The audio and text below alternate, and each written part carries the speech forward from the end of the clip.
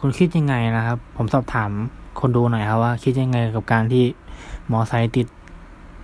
ไฟไซเรนแล้วก็เสียงไซเรนคุณคิดว่ามันน่ารำคาญหรือว่าอะไรไหมแต่ผมคิดว่ามันเป็นการที่ทำให้ไปช่วยคนไ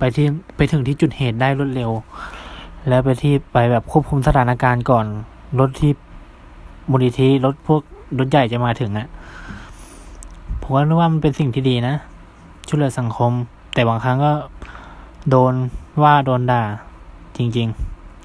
ๆทำดีไม่เคยมีใครเห็นค่านะจริงว่าทุกคน